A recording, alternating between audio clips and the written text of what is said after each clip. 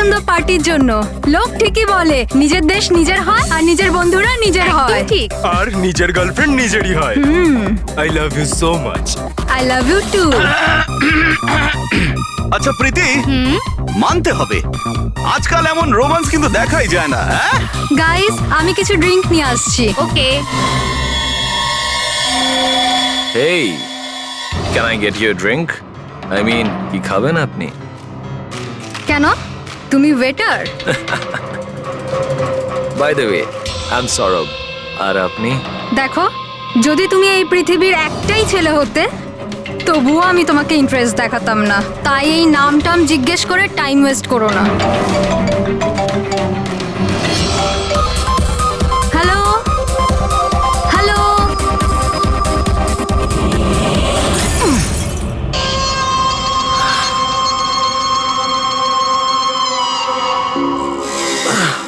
Hello hello, শুনতে পাচ্ছি না, জোরে বল। আরে কিচ্ছু শুনতে পাচ্ছি না। আরে এখানে নেটওয়ার্কও নেই। Hello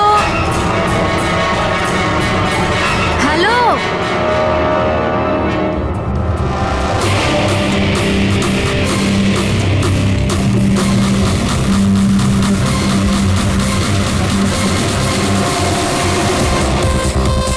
can you hear me? Tanisha, network কি করে চলে গেল?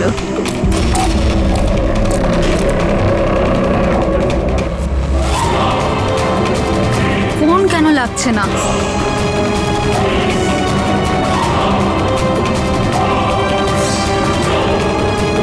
হ্যালো আয়েশা, আয়েশা তুই আমার কথা শুনতে পাচ্ছিস?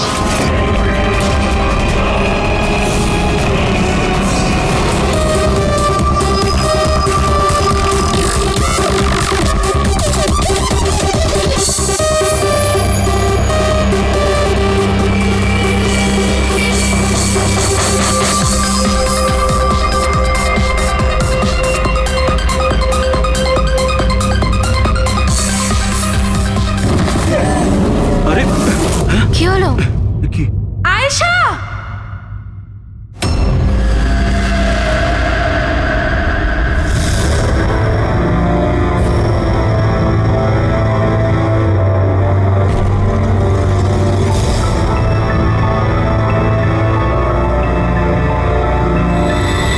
কি করে হলো এগুলো? হ্যাঁ, জানি না স্যার এসব কি করে হলো। ও কল অ্যাটেন্ড করার জন্য বাইরে গেছে, আর যখন ফিরলো তখন তুমি ছাড়া আর কে কে বন্ধু আছে আয়েশার এখানে? স্যার এ হলো প্রীতি, আর এ হলো বিশাল স্যার, আয়েশার বয়ফ্রেন্ড। দেখে তো মনে হচ্ছে আয়েশার কারোর সঙ্গে হাতাহাতি হয়নি। ও ফোন রিসিভ করার জন্য বাইরে গেছিল আর ওখানে খুনি আগে থেকেই ওর জন্য ওয়েট করছিল। তার মানে স্যার খুনি এসব প্ল্যান করে করেছে? না পঙ্কজ, এটা তো প্ল্যান মার্ডার মনে হচ্ছে না। যদি প্ল্যান মার্ডারই হতো তাহলে ও অন্য কোনো হাতিয়ার ইউজ করতো, কাঁচের ইউজ করতো না। তার মানে হঠাৎ কেউ একজন হয়তো খুব রেগে যায় আয়েশার উপর আর তারপর মেরে দেয়। মনে হচ্ছে তো এরকমই ফ্রেডি। আয়েশার এখানে কারোর সঙ্গে ঝগড়া টগড়া হয়েছিল? কোনো তর্ক বিতর্ক? হ্যাঁ, এরকম চুপ করে থাকলে কিন্তু কাজ হবে না। এই যে সিসিটিভি ক্যামেরা আছে, দেখলে সবই আমরা জানতে পারবো। সরি স্যার, সিসিটিভি ক্যামেরা কাজ করছে না। হোয়াট? সিসিটিভি কাজ করছে না? এত গাফিলতি? স্যার ওই কাল শেষের গানটার কারণে ধোয়ার জন্য হয়তো কোনো টেকনিক্যাল ফল্ট দেখা গেছে। আমি তাড়াতাড়ি ঠিক করব। তুমি তো তখন ঠিক করাবে যখন তোমার ক্লাব আবার খুলবে। কেস সলভ না হওয়া পর্যন্ত তোমাদের ক্লাব বন্ধ। স্যার আমার মনে হচ্ছে এই খুন সৌরভ করেছে। বড় লোকের বিগড়ে যাওয়া ছেলে। Hey, can I get you a drink? I mean, কি খাবেন আপনি? কেন? তুমি ওয়েটার? By the way, আমি সৌরভ। আর আপনি? দেখো, যদি তুমি এই পৃথিবীর একটাই ছেলে হতে তবুও আমি তোমাকে ইন্টারেস্ট দেখাতাম না। তাই এই নামটাম জিজ্ঞেস করে টাইম ওয়েস্ট করো না।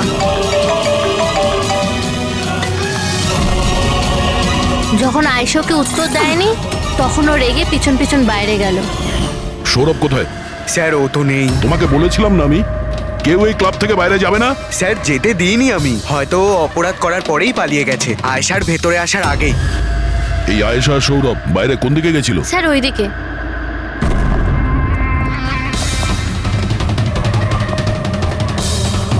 স্যার রক্তের দাগ। তাহলে এখান থেকে আয়েশা ভেতরে গেছিল। আগে দেখি। স্যার দেখুন এখানেও রক্তের দাগ। পঙ্কজ, ও নো, এত রক্ত! আর এই কাঁচের টুকরো, মনে হচ্ছে আয়েশার উপর হামলা এখানেই হয়েছে। স্যার ও no! আচ্ছা, এ সৌরভ নয় তো? এর পরিস্থিতি খুব খারাপ। অ্যাম্বুলেন্সকে ফোন করো। ক্লাবে এতগুলো লোকের মাঝখানে একটা মেয়ের খুন হয়ে গেল। মামসাদদের খুঁজে পাওয়া যাচ্ছে না। সিসিটিভি ক্যামেরা আছে কিন্তু কাজ করছে না।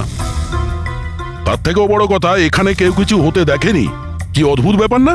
আয়েশা এভাবে আমাকে ফেলে রেখে যেতে পারে না।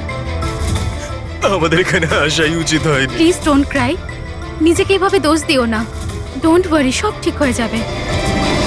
আপনার বান্ধবীর এখানে খুন হয়েছে, আর আপনার এই ব্যবহার? হ্যাঁ, এতক্ষণ ধরে এখানে যা হয়েছে তাতে মনে হচ্ছে যে খুনি এখানে আয়েশাকে মারার উদ্দেশ্য তো এসেছিল না, রেডি হয়ে আসেনি। এখানেই ক্লাবে এমন কিছু হয়েছে যার জন্য ও রেগে গিয়েছিল, আর তাই ও আয়েশাকে খুন করে দিয়েছে, আর তার সাথে সৌরভের ওপরও হামলা করেছে।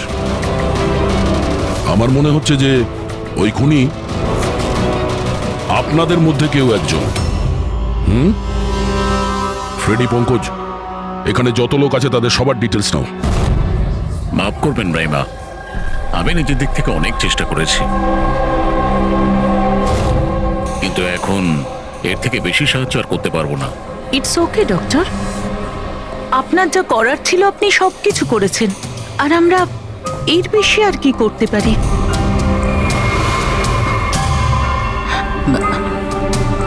What happen doctor?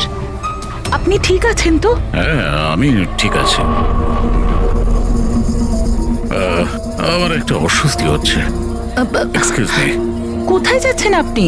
আমি ওয়াশরুম থেকে আসছি। তানিশা, আয়েশার মৃত্যুর আগে তোমার সাথে ওর ফোনে কথা হয়েছিল, তাই না? আচ্ছা, ওই ফোন কলের ব্যাপারে আমাদের কিছু ডিটেলে বলতে পারবে? স্যার, ডিস্কোতে খুব জোরে মিউজিক বাজছিল বলে আমি বেশি কিছু শুনতে পাইনি। হ্যাঁ, কিন্তু আমি ওকে এটা বলতে শুনেছিলাম, কি হয়েছে বলো না, কি হয়েছে? তোমার কি খুব কষ্ট হচ্ছে? ডাক্তারের কাছে নিয়ে যাব? এটা তুমি কি করছো? মানে আয়েশা এইসব কথা ওই খুনির সঙ্গে বলছিল? স্যার, এর থেকেও বেশি অবাক হওয়ার বিষয় এটাই যে আয়েশার খুনি ওকে বলছিল এখান থেকে পালিয়ে যেতে। আশ্চর্য ব্যাপার, খুনি আয়েশাকে পালিয়ে যেতে বলছিল, অথচ আয়েশা খুনির চিন্তা করছিল। আচ্ছা, তুমি একটা কথা বলো তো, তুমি ওই ভয়েসটা চিনতে পারবে যার সাথে আয়েশা কথা বলছিল? না স্যার। স্যার, কিন্তু খুনি যখন আয়েশার ব্যাপারে এত চিন্তা করছে তাহলে ওকে মারলই বা কেন? সেটাই তো, খুনি ভিকটিমের চিন্তা করছিল আর ভিকটিম খুনির চিন্তা করছিল।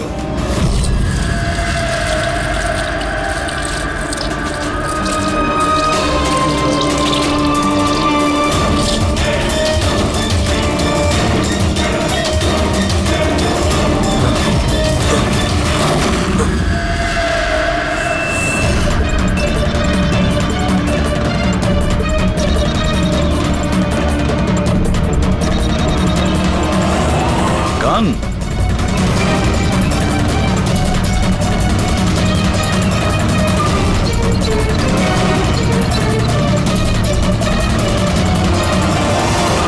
স্যার, ওর যেখানে গুলি লেগেছে সেটা ছাড়া ওর শরীরে আর কোথাও আঘাতের চিহ্ন নেই। মনে হচ্ছে খুনি হঠাৎ এখানে এসে ওর উপরে গুলি চালিয়ে দিয়েছে। এরকম হতেই পারে। এই দেখো, এখানেও রক্ত। একটা কথা বুঝতে পারছি না স্যার, খুনি গানটা এখানে ফেলে রেখে গেল কেন?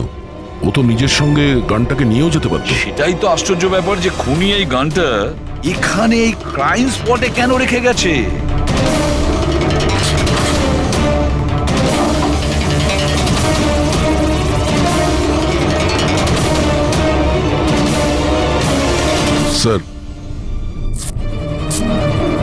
এই দেখুন, নিচে এখানে এই টেপটা আটকানো ছিল। ওয়াশ বেসিনের নিচে টেপ? মনে হচ্ছে এখানে টেপ দিয়ে কিছু আটকে ছিল, যেটা এখন এখানে নেই। হতে পারে এই কেসের সঙ্গে রিলেটেড কিছু। নিশ্চয়ই, দেখতে হবে। রায়মাদেবী, ডক্টর যশবন্ত আপনার ডক্টর ছিলেন তো? আপনারা এখানে এই টেবিলেই বসেছিলেন? হ্যাঁ, আসলে উনি আমার অসুখের কথা বলতেই আমার সাথে দেখা করতে এখানে এসেছিলেন। খুব ভালো মানুষ ছিলেন উনি। আজ যখন আপনি ওর সঙ্গে কথা বলছিলেন, আপনার কি মনে হয়েছিল যে কোনো ব্যাপার নিয়ে ও একটু ডিস্টার্ব ছিল? ডিস্টার্ব তো নয়, কিন্তু হ্যাঁ, হঠাৎ করে ওনার শরীর খারাপ হয়ে গিয়েছিল আর উনি এক্সকিউজ মি বলে ওয়াশরুমে চলে গিয়েছিলেন। আমি তো ভাবতেই পারিনি যে এরকম একটা ঘটনা ঘটবে। স্যার, হ্যাঁ, এ হলো এই কফি শপটার ম্যানেজার। এখানকারও সিসিটিভি ক্যামেরাগুলো কাজ করছে না। স্যার, 2 ঘন্টা আগেও তো কাজ করছিল, কিন্তু হঠাৎ করে টেকনিক্যাল প্রবলেম হয়ে যায়, সেই জন্য ইঞ্জিনিয়ারকে ডেকেছি আমরা।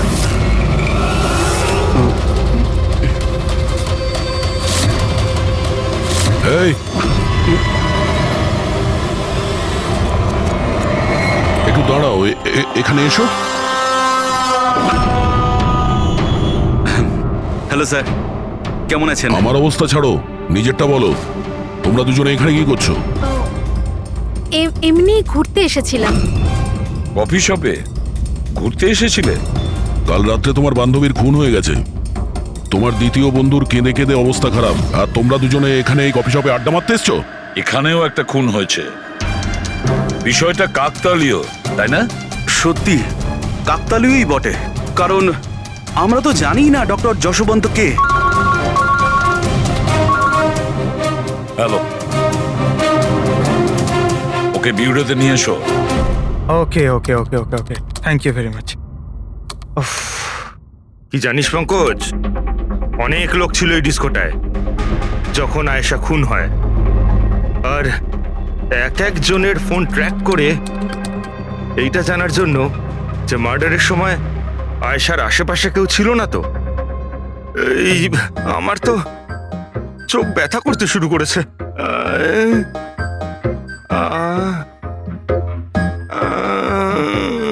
আরে স্যালাডগুলো চোখে লাগানো বন্ধ করুন ফেরি স্যার। আরো কত লোকের নাম্বার ট্রাই করতে হবে, কাজ করুন। ভগবান। সৌরভ, এখন তোমার শরীর কেমন? শরীরের আঘাত না হয় আজ নয় কাল ঠিক হয়েই যাবে স্যার, কিন্তু যা আমি ওই দিন দেখলাম সেটা হয়তো সারা জীবন কোনোদিনও ভুলতে পারবো না আমি। না আমি ওই পাবে যেতাম, আর না আমি আয়েশার চিৎকার শুনতে পেতাম। কিন্তু আয়েশার পিছন পিছন তো তুমি গিয়েছিলে, ও তোমার সঙ্গে ভালো করে কথা বলেনি সেই জন্য। এই কথাটা সত্যি স্যার যে আমি আয়েশার পেছনে গিয়েছিলাম, কিন্তু আমি যখন ওকে ড্রিঙ্ক অফার করলাম ও বারণ করে দিল স্যার। ইনফ্যাক্ট ও আমার ইনসাল্টও করলো স্যার, তাই আমার খুব খারাপ লেগেছিল স্যার, আর তাই আমি ওর পিছু নিয়েছিলাম। ও মাই গড, কে করলো এইসব কিছু? চলো তোমাকে আমি হসপিটালে নিয়ে যাই। হেই দাঁড়াও, আরে দাঁড়াও। আর তারপরে? স্যার, আমার এখনো মনে আছে যখন আমি ওর রিস্টটা ধরেছিলাম স্যার, সেটা একেবারে নর্মাল ছিল না।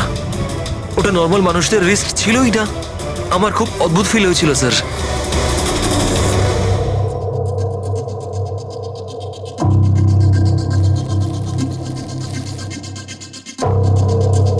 তাহলে আপনি বলছেন ডক্টর সালুকে যে এই বন্দুকের ওপর কিছু চটচটে লেগে আছে? হ্যাঁ, ওই চটচটে জিনিসটা রাবারের মতো, ওই যেমন সেলোটেপে হয় না, ওই রকম। সেলোটেপ গান? ও, তাহলে খুনি আগে থেকেই ওয়াশ বেসিনের নিচে গানটাকে লুকিয়ে রেখেছিল। তাহলে এই মার্ডার একটা প্ল্যান মার্ডার ছিল। হ্যাঁ, কিন্তু এই বন্দুকটা যেটা দিয়ে ভিকটিমকে খুন করা হয়েছে, আর এই কাঁচ যেটা দিয়ে আয়েশাকে খুন করা হয়েছে, এই দুটোতেই কোনো ফিঙ্গারপ্রিন্টস পাওয়া যায়নি। কিন্তু ভাই, এই কাঁচটার টুকরোর ওপর একটা বিশেষ ধরনের কেমিক্যাল লেগে আছে, যেমন ধরো প্লাস্টিক কেমিক্যাল। এখন কেন লাগানো ছিল, কি লাগানো ছিল সেটা জানতে হবে, কিন্তু এই দুটো কেমিক্যালই এই বন্দুকটাতেও লেগে আছে, দুটোতেই। ডক্টর সালুকে, আপনি তো বলছিলেন এই গানের মধ্যে ওই সেলোটেপের গাম লেগেছিল। সেটা তো ছিলই, তাছাড়া কেমিক্যালও আছে। ওটা ছাড়া এই কেমিক্যালও আছে? তার মানে এই দুটো মার্ডার, এদের দুটোর মধ্যে কোনো কানেকশন আছে? আর জুবিন আর প্রীতির ওই ক্রাইম সিনে থাকা কোনো কাকতালীয় ছিল না? একদম, তুমি একদম ঠিক বলছো দয়া। তোমার কথা আরো একটা জিনিস প্রমাণ করছে, এই দুটো লাশের উপরই আমি তেলের মতো ফেরোমন পেয়েছি। ফেরোমনস মানে ওই কেমিক্যাল যার থেকে গন্ধ আসে? হ্যাঁ, এই দুটো ভিকটিমেরই এদের দুজনের লাশের মধ্যে একই রকম গন্ধ। একটা ব্যাপার পরিষ্কার, হয়তো দুজনে একই রকম পারফিউম লাগাতো, বা দুজনের খুন একজনই করেছে। জেনারেলি একজন মহিলা লেডিস পারফিউম লাগায়, আর একজন পুরুষ জেন্টস পারফিউম। কিন্তু এই দুজনেই একই রকমের পারফিউম লাগিয়েছে, চান্সটা একটু কম। তার মানে এই দুজনের খুনি একজনই। আয়েশার মৃত্যুর ব্যাপারে দুটো কথা জানা গেছে। এক, ওর বন্ধু তানিশা বলেছে, আর দ্বিতীয়টা সৌরভ বলেছে। তানিশার কথা অনুযায়ী যে খুনি আয়েশাকে ওই পাপ থেকে পালিয়ে যেতে বলেছিল। পৃথিবীতে এমন কোন খুনি আছে সে যাকে খুন করতে গেছে তাকেই সে বলছে যে তুমি এখান থেকে পালিয়ে যাও? তাহলে খুন করতে গিয়েছিল কেন? না না না না না না, গোলমাল আছে, নিশ্চয়ই কোনো গোলমাল আছে। আর স্যার ওই দ্বিতীয় কথা কোনটা? আর একটা কথা সৌরভ বলেছে। সৌরভ বলেছে যে খুনির কবজি কেমন যেন অদ্ভুত ছিল, সাধারণ মানুষের মতন ছিল না ওর কবজি। হয়তো কবজিতে রিস্ট ওয়াচ কিংবা ব্রেসলেট ছিল। ফেডরিক, বুদ্ধিটাকে একটু কাজে লাগাও, বুঝেছো? স্যার, হ্যাঁ? স্যার দুটো ক্রাইম সিনেই একটা নম্বর কমন। সেটা কার? আয়েশার বয়ফ্রেন্ড বিশালের স্যার। বিশাল? বিশাল? এই বিশালকে তো কফি শপে দেখাই যায়নি, তাহলে কফি শপে গেল কখন?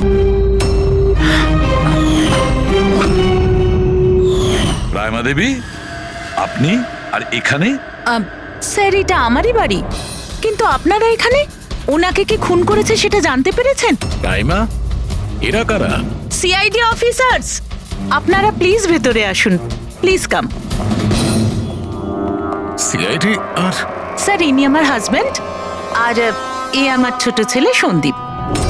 আর বড় ছেলে বিশাল, সে কোথায়? কিন্তু কি হয়েছে স্যার? দেখুন, আসলে ব্যাপারটা হলো ডক্টর যশবন্ত আর আয়েশার খুনে আমাদের মনে হয় হয়তো বিশালের কোনো হাত আছে। এ আপনি কি বলছেন? অভিযোগ প্রমাণিত হয়নি, কাউকে গ্রেপ্তার করতে পারেননি, তো যে কোনো কাউকে ফাঁসিয়ে দেবেন? দেখুন, সিআইডির কাজই হচ্ছে অপরাধী পর্যন্ত পৌঁছানো, নাকি কোনো নিরপরাধীকে ধরে এই কেসটা বন্ধ করে দেওয়া।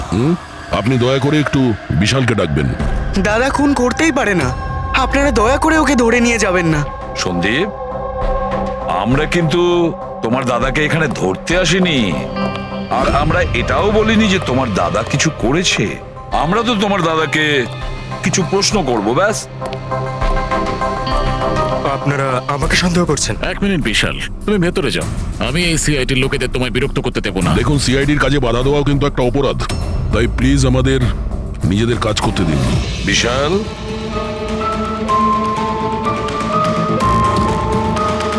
ডক্টর যশবন্ত খুন হয়েছেন ওই ক্যাফেতে, আর তুমি সেই মুহূর্তে ওই ক্যাফেতে ছিলে। কেন, কিসের জন্য গিয়েছিলে ওখানে তুমি? স্যার, আমি তো ওখানে জুবাইন আর প্রীতির সাথে দেখা করতে গেছিলাম। আমি জানতাম না যে আঙ্কেল ওখানে হঠাৎ মায়ের সাথে দেখা করতে আসবেন। আয়েশার সাথে তোমার ঝগড়া চলছিল না? আমি ভীষণ কষ্ট পেয়েছি স্যার ও মারা যাওয়ার পর। আমি জানি না ওকে ছাড়া আমার বাকি জীবন কিভাবে কাটাবো। আমি কিছুদিন একা থাকতে চাই। ঠিক আছে, তুমি গিয়ে রেস্ট নাও। এরপরে কিন্তু দেরি করা যাবে না। আরে, আপনারা আবার এখানেও? মাঝে মাঝে নিজের বাড়িতে যান নাকি? সবসময় বিশালের আশেপাশে ঘোরাফেরা করছেন? না স্যার, এমন কোনো কথা নয়। অ্যাকচুয়ালি ও খুব হতাশ হয়ে থাকে, ভাবলাম ওর সাথে থাকলে ভালো হয়। খুব গভীর বন্ধুত্ব, হ্যাঁ? জুবিন, প্রীতি, বিশাল, কড়া নজর রাখতে হবে এই তিনজনের ওপর।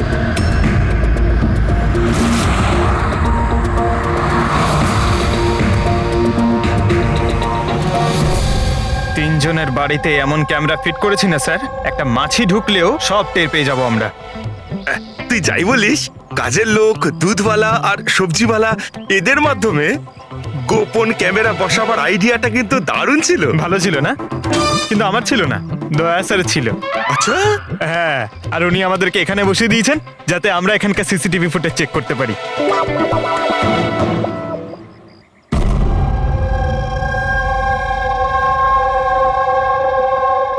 আরে বস, বস একটা বড় সূত্র হাতে এসেছে যেটা এই কেসটার সলভ করতে সাহায্য করবে। সেটা কখন বলবে? আরে বলছি তো। আরে তাহলে বলো তাড়াতাড়ি। আরে ভাই, নিঃশ্বাস তো নিতে দাও। তোমার মনে আছে ওই যে ভাঙা কাঁচের টুকরোটায় আমি প্লাস্টিক কেমিক্যাল পেয়েছিলাম? হ্যাঁ ডক্টর সালুকে, কি ওই কেমিক্যালটা? ওটা হচ্ছে গ্রাফিন, যেটা নকল চামড়া, আর্টিফিশিয়াল স্কিন বানানোর কাজে লাগে। Artificial skin, aesthetic skin, aesthetic skin, aesthetic. দয়া, মনে আছে সৌরভ কি বলেছিল? যে খুনির হাতের ওপর ও অদ্ভুত কিছু দেখেছিল। Aesthetic skin, aesthetic arm. তাহলে কি এই খুন কোনো রোবটের মাধ্যমে হয়েছে? মানে খুনির ওইভাবে সাহায্য চাওয়া এটা তো নয় যে এই খুনটা আনইনটেনশনালি হয়েছে, না চাইতে? না দয়া, অনিচ্ছাকৃত খুন এভাবে হতে পারে না। আর রইল কথা রোবোটিক আর্মের। এই রোবোটিক আর্ম তো কারোর কথা মতোই চলতে পারে, তাই না? আচ্ছা সালুকে, এমন কোনো লোক আছে যে এই রোবোটিক আর্ম বলো, অস্থেটিক আর্ম বলো বা রোবোটিক আর্ম বলো, এই সব কিছুর ব্যাপারে খুব ভালো রকম দখল আছে? হ্যাঁ আছে তো, ডক্টর জাসমিন। তাহলে দেখা করা যাক ওই ডক্টরের সঙ্গে।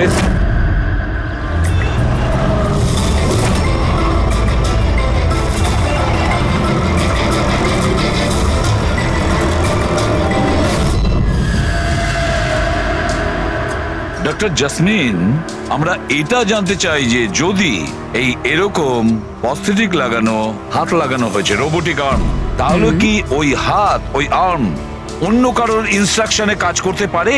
মানে নকল হাত লাগানো হয়েছে একে, কিন্তু এই হাত দিয়ে কি কাজ করাতে হবে তার কন্ট্রোল এর কাছে নেই, বিয়ের কাছে আছে, তাই তো? কারণ আমাদের সন্দেহ হচ্ছে যে খুন নিজের ইচ্ছায় করছে না, কেউ ওকে দিয়ে করাচ্ছে। স্যার, এটা শুনে যতটা কঠিন মনে হচ্ছে আসলে ততটা কঠিন নয়। হ্যালো, দামিনীকে একটু ভেতরে পাঠাও। হ্যাঁ, সেই রুগীটাই যার কাল টেস্ট হয়েছিল। রুগী?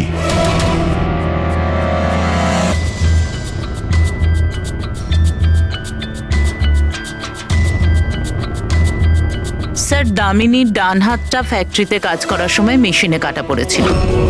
হ্যাঁ স্যার, মেশিনে আমার হাত ঢুকে গিয়েছিল। তাই জন্য ওকে নকল হাত লাগিয়েছি, যার কন্ট্রোল মানুষের ব্রেনের দ্বারা হয়। একটা নকল হাত মানুষের মাথা দিয়ে কাজ করছে কি করে? স্যার, সায়েন্স খুব উন্নতি করেছে। আসলে এই ধরনের নকল হাত সায়েন্সের একটা খুব বড় আবিষ্কার। এটাতে এক ধরনের চিপ আছে, মানে সফটওয়্যার, যেটা ব্রেনের দ্বারা কন্ট্রোল করা হচ্ছে। মানে মানুষের ওঠা বসা যেমনভাবে আসল হাত পা নাড়ানো যায়, সেইভাবেই এই নকল হাত পা নাড়ানো হয়, যেটা ব্রেন কন্ট্রোল করে। গ্রেট, বিজ্ঞান সত্যি অনেকটা এগিয়ে গেছে। সত্যি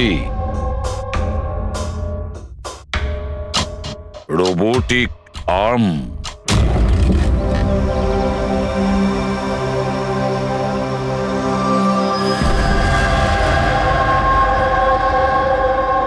বাই। ওরা ওখানে হাত করছে আর আমরা এখানে গাড়িতে বসে আছি।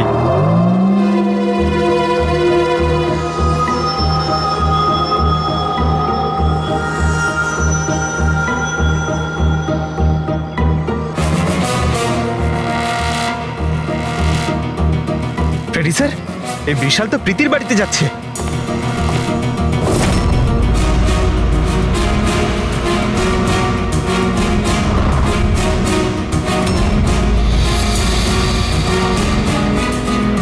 বিশাল, তুমি টেনশন করো না, কেউ কিচ্ছু জানতে পারবে না।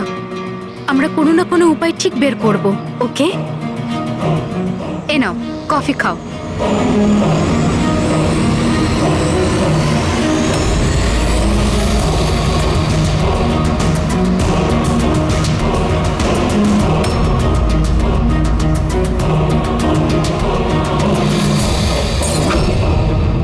বিশাল, প্রীতি, আরে ওকে। প্রীতি পালাও।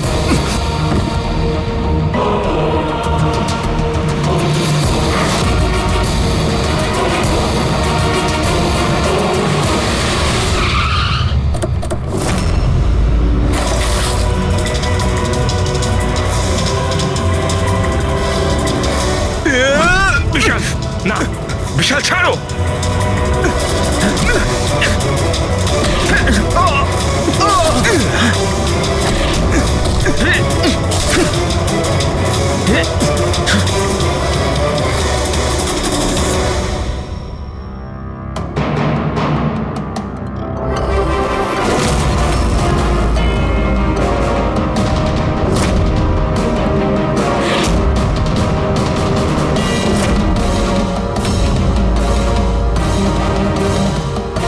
আমি স্বীকার করছি, আয়েশা আর ডক্টর আঙ্কেলকে খুন আমি করেছি স্যার।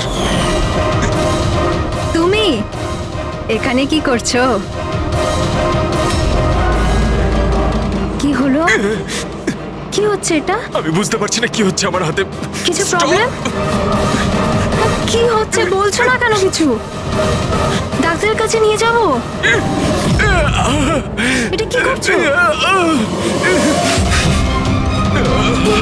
এটা কি করছো? আয়েশা পালাও এখান থেকে, পালাও, আমি বলছি তোমাকে পালাও আয়েশা।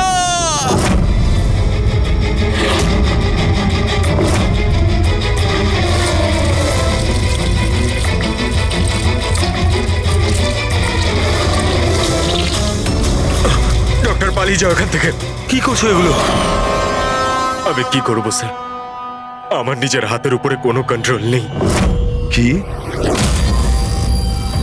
তোমার হাত তোমার কন্ট্রোলে থাকে না? এর মানেটা কি? জানি না, হঠাৎ করে মাঝে মাঝে কি হয়ে যায়। সেই কারণে তুমি আয়েশাকে ওখান থেকে চলে যেতে বলেছিলে? হ্যাঁ স্যার, আমি আয়েশাকে ওখান থেকে পালাতে বলেছিলাম। আয়েশা পালাও এখান থেকে, পালাও। আর আমি অনেকবার চেষ্টা করেছিলাম যাতে আমি ডক্টর আঙ্কেলের কোনো ক্ষতি না করি। ডক্টর, পালাও এখান থেকে তুমি। একটা কথা বলো, কেন গিয়েছিলে তুমি ওই ক্যাফেতে? আমি ওখানে ডক্টর আঙ্কেলের কাছে আমার হাত ঠিক করাতে গেছিলাম, আর জুবেইন, প্রীতি আমাকে সাহায্য করছিল, কারণ আমি আমার বাড়িতে বলতে পারতাম না যে আয়েশাকে আমি নিজের হাতে খুন করে দিয়েছি স্যার। আমি জানি স্যার, আমার কথায় বিশ্বাস করাটা খুবই কঠিন, কিন্তু সত্যি এটাই, খুন আমি নয়, বরং আমার হাত করেছে। ডক্টর জাসমিন, বিশাল যা যা বলছে সেটা সত্যি? আমি বলতে চাইছি যে এটা কি সম্ভব যে একটা রোবোটিক আর্ম নিজে থেকেই ডেভেলপ করে আর সেই কারণেই তার মনে হয়েছে যে খুন করা যেতে পারে? চান্সেস কম স্যার, কিন্তু হ্যাঁ, হাতের ভেতরে লাগানো এই চিপকে কেউ যদি হ্যাক করে তাহলে হতে পারে। কি প্রস্থেটিক হাতে লাগানো সফটওয়্যার হ্যাক করা যায়? হ্যাঁ দাদা, হ্যাক হতেই পারে, এটা পসিবল। যখন হ্যাকার এই নকল হাতের চিপ হ্যাক করে, তখন এই নকল হাতটা তার ব্রেন দ্বারা কন্ট্রোল হয় না যার শরীরে এটা লাগানো আছে, বরং এই নকল হাতটা কন্ট্রোল হয় হ্যাকারের ব্রেন দ্বারা। তার মানে কেউ একজন বিশালের এই রোবোটিক আর্মের সফটওয়্যারটা হ্যাক করেছিল আর তারপরে ওকে দিয়ে খুন করায়। স্যার, এর থেকে ভালো তো আমি এক হাতেই আমার সারাটা জীবন কাটিয়ে দিই। যে হাতটা অন্যদের জীবন কেড়ে নিচ্ছে, এরকম হাত আমার চাই না স্যার। বিশাল, একটা কথা বলো, তোমার এই হাত তোমাকে বলছে যে সেই কাউকে মারতে চায়, তখন তুমি কি ভাবো? তখন তোমার মনের অবস্থা কি হয়? কি চলে তোমার মাথার ভেতরে? স্যার, 2-3 মিনিট সময় লাগে। আমি পুরোপুরি ভাবে চেষ্টা করি আমার হাতকে কন্ট্রোলে আনার, কিন্তু 2 মিনিট পর আমার হাতই জিতে যায় স্যার।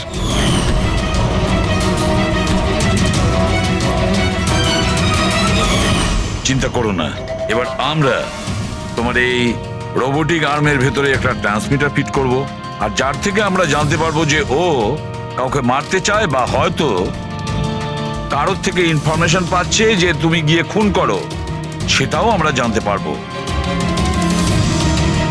আচ্ছা বিশাল, একটা কথা বলো, তোমার আসল হাত হারালে কি করে? স্যার আমি গত বছর ঘুরতে যাচ্ছিলাম, সেখানে একটা রোড অ্যাক্সিডেন্ট হয়। ব্যাস। জীবনে আমাদের অনেকবার পরীক্ষা দিতে হয়। স্যার আমার পরীক্ষা তো শেষ হওয়ার নামই নিচ্ছে না। যখন নকল হাত নিয়ে সারাটা জীবন কাটাবো ভেবে নিলাম, তখন এই হাতটাই আমার জীবন শেষ করে দিচ্ছে স্যার। বিশাল, আমরা তোমাকে কথা দিচ্ছি, না তো তোমার একটা হাত দিয়ে জীবন কাটাতে হবে, আর না তো ওই আসল অপরাধী স্বাধীনভাবে ঘুরতে পারবে।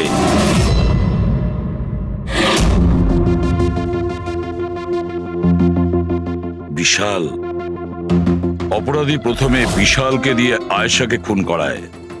আয়েশা, যাকে বিশাল খুব ভালোবাসতো, এরপরে খুন করায় ডক্টর যশবন্তকে, যে বিশালকে সাহায্য করত। এরপরে প্রাণ নিতে চেষ্টা করে প্রীতির, যে বিশালের বন্ধু ছিল। এরা প্রত্যেকেই হলো বিশালের শুভাকাঙ্ক্ষী, আর এরা প্রত্যেকে বিশালের আপনজন। সবাই বিশালের খুব কাছের মানুষ। তাহলে এই অপরাধী কে হতে পারে? কে সেই অপরাধী? এও তো কোনো কাছের মানুষ হতে পারে, বিশালের কোনো আপনজন। পঙ্কজ, বিশালের অ্যাক্সিডেন্টের পুরো ডিটেল আমার চাই, A to Z। Hello sir, আমি Yashpal. Computer expert? Yes sir. Computer hack করতে পারো? যত বড়ই কম্পিউটার হোক বা সার্ভার, এক তড়িতে হ্যাক করতে পারি। রোবোটিক আর্মের সিস্টেম হ্যাক করতে হবে, পারবে? নিশ্চয়ই স্যার, পারবো। এতে সবকিছু পেয়ে যাবে। হয়ে যাবে স্যার। আর এটার জন্য আমি ট্রেস রাউটিং এর ইউজ করব। সেটা আবার কি? হ্যাঁ স্যার, এই টেকনোলজিটার সাহায্যে বিশালের আশেপাশে প্রত্যেকটা কম্পিউটারকে আমি দেখতে পাবো। মূলত মেশিনের মধ্যে যে হোস্ট নেম আর অ্যাড্রেস থাকে, সেটাকেই হ্যাক করতে হয়। আচ্ছা। আর ট্রেস রাউটিং এর সাহায্যে আমরা শহরের যে কোনো জায়গায় বসে থাকা যে কোনো হ্যাকারকে খুব ইজিলি খুঁজে বের করতে পারবো। ফ্যান্টাস্টিক। আর যে বিশালের রোবোটিক আর্মের সিস্টেম হ্যাক করেছে, এবার আমরা ওর সিস্টেমকে হ্যাক করব।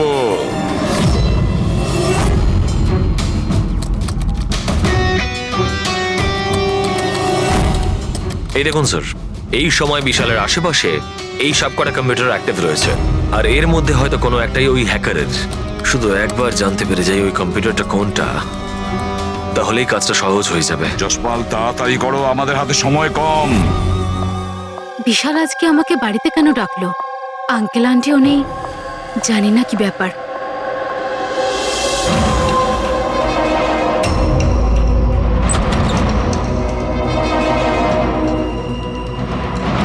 বিশাল, বিশাল। প্রীতি, তুমি জানো যে আমি তোমাকে মারার চেষ্টা করেছি, তবুও তুমি আমার কাছেই এলে। বিশাল, তুমি তোমাকে ফোন করে এখানে ডাকলে? আমি? হ্যাঁ। আমি কখন ডেকেছি? তুমি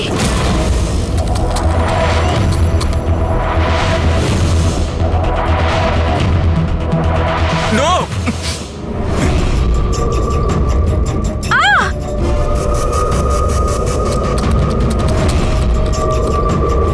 পালাও প্রীতি!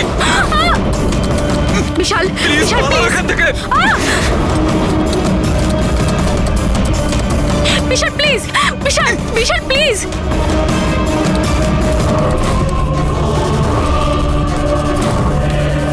ইয়েস স্যার, ওই হ্যাকারের লোকেশন পেয়ে গেছি।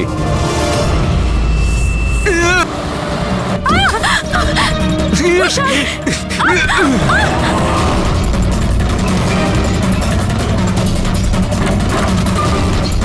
স্যার আপনি এখানে কি করছেন? বিশাল প্লিজ।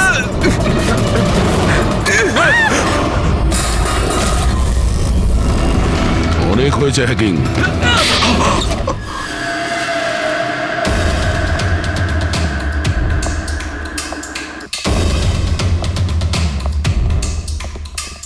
আবার এসে গেলেন আপনারা।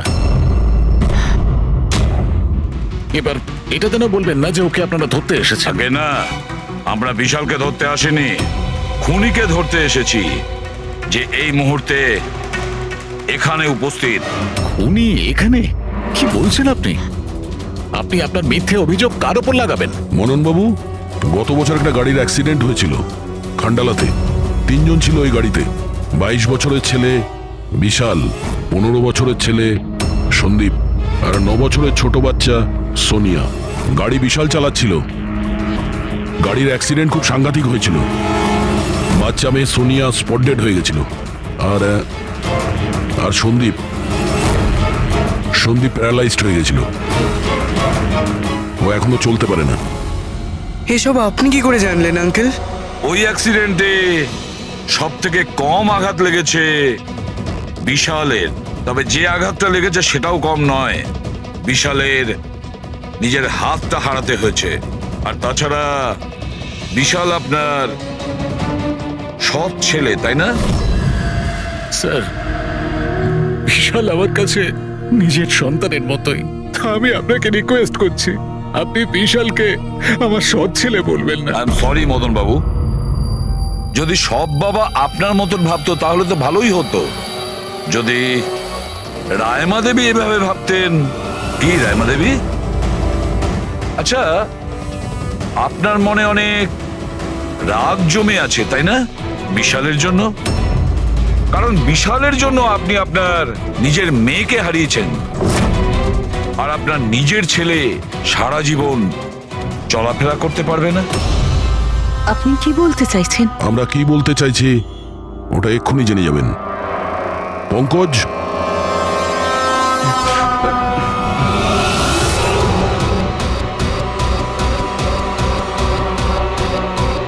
সরি আন্টি, কিন্তু আমি ওদের সবকিছু বলে দিয়েছি যে আপনার বলার জন্যই আমি এসব করেছি। আমি ওই সফটওয়্যারগুলোকে হ্যাক করেছিলাম, আর আমি সব জায়গার সিসিটিভিগুলোকে হ্যাক করে বন্ধ করে দিয়েছিলাম।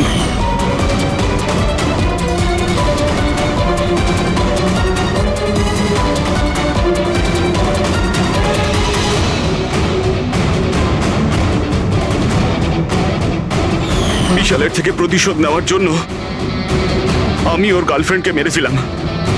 তারপরে ওই ডক্টরকে, যে বিশালকে হেল্প করত। তারপর প্রীতির উপরে আক্রমণ। এসব করার জন্য আন্টি আমাকে অনেকগুলো টাকা দিয়েছিলেন। তুমি যে এতটা নিচে নেমে যাবে আমি ভাবতেও পারিনি।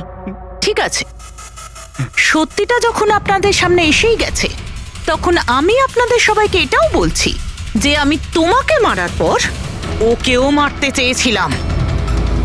কারণ যেভাবে আমার আপনজনেরা কষ্ট পেয়েছে, আমিও চেয়েছিলাম বিশাল সেই কষ্টই পাক, ততটা যন্ত্রণা ওরও হোক। ওটা অ্যাক্সিডেন্ট ছিল, একটা ভুল। ভুল? তোমার একটা ভুলের জন্য আমার সারা জীবন অন্ধকার হয়ে গেছে। তুমি রাশ ড্রাইভিং করেছিলে, আর শাস্তি কারা পেল? আমি আর আমার সন্তানেরা। মা, আমি তোমাকে শুধু নিজের মা নয়, ভগবান ভেবেছিলাম। যদি আমাকে শাস্তি দিয়েই তুমি শান্তি পেতে, তাহলে আমাকে অন্তত একবার বলতে পারতে। হাসি মুখে আমি জীবন দিয়ে দিতাম। আমি তোমার জীবনটা চাইনি, আমি তো তোমাকে বাঁচিয়ে রেখে কষ্ট দিতে চেয়েছিলাম। আর আপনারা সবাই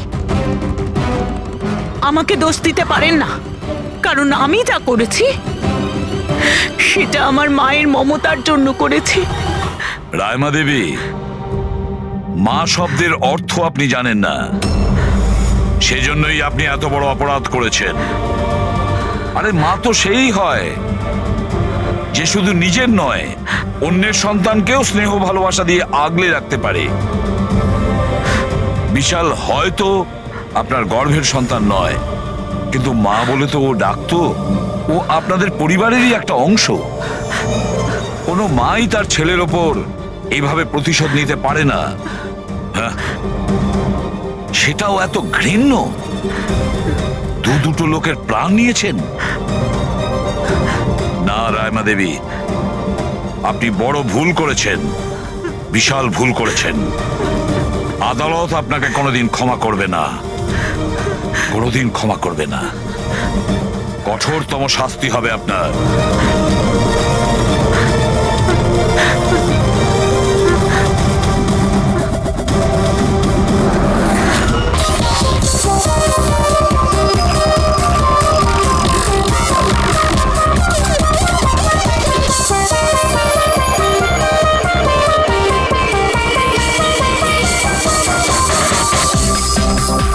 guys, thank you so much এত সুন্দর পার্টির জন্য। লোক ঠিকই বলে নিজের দেশ নিজের হয় আর নিজের বন্ধুরা নিজের হয়। ঠিক। আর নিজের গার্লফ্রেন্ড নিজেরই হয়। I love you so much. I love you too. আচ্ছা প্রীতি, মানতে হবে আজকাল এমন রোমান্স কিন্তু দেখাই যায় না। হ্যাঁ গাইস, আমি কিছু ড্রিঙ্ক নিয়ে আসছি। Okay. Hey, can I get your drink? I mean, কি খাবেন আপনি? কেন, তুমি waiter? By the way, I am Saurav. আর আপনি?